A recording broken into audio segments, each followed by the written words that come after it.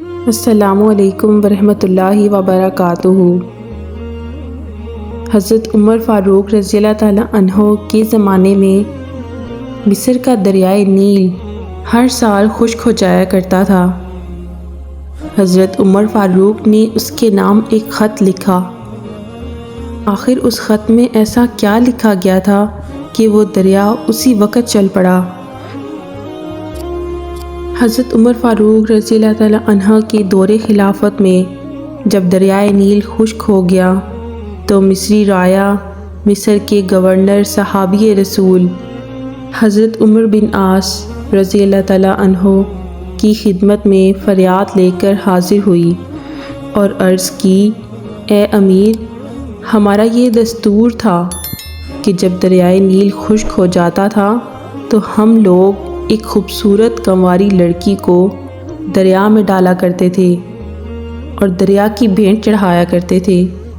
اس کے بعد دریا پھر جاری ہوا کرتا تھا۔ اب ہم کیا کریں؟ گورنر نے فرمایا، اللہ تبارک و تعالیٰ اور اس کے رحمت والے رسول صلی اللہ علیہ وآلہ وسلم کا دین رحمتوں سے بھرا ہوا ہے، وہ ہرگز ایسا ظالمانہ اور جاہلانہ فعل کی اجازت نہیں دیتا۔ تم لوگ انتظار کرو، میں امیر المومنین حضرت عمر فاروق رضی اللہ تعالیٰ عنہ کو خط لکھتا ہوں اور وہاں سے جو حکم ملے گا اس پر عمل کیا جائے گا۔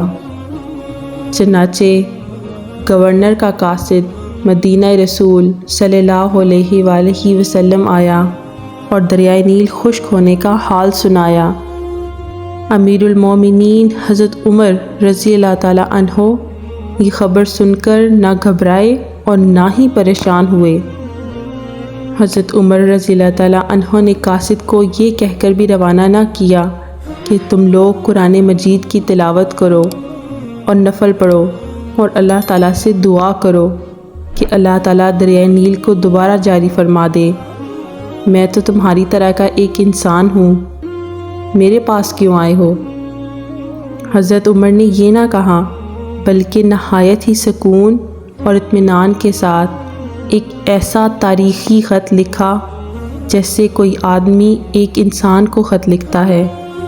اس خط میں لکھے گئے الفاظ کا ترجمہ کچھ اس طرح سے ہے کہ اے دریائے نیل، اگر تو خود جاری ہوا کرتا تھا تو ہم کو تیری کوئی ضرورت نہیں، اور اگر تو اللہ کے حکم سے جاری ہوتا تھا تو میں امیر المومنین ہو کر تجھے حکم دیتا ہوں کہ تو پھر اللہ کے نام پر جاری ہو جا۔ حضرت عمر فاروق رضی اللہ تعالیٰ عنہ نے اس خط کو لفافے میں بند کر کے قاصد کو دیا اور فرمایا اس کو دریائے نیل میں ڈال دیا جائے۔ چنانچہ جو ہی آپ کا خط دریائے نیل میں ڈالا گیا تو فوراً دریا جاری ہو گیا اور ایسا جاری ہوا کہ آج تک خشک نہیں ہوا۔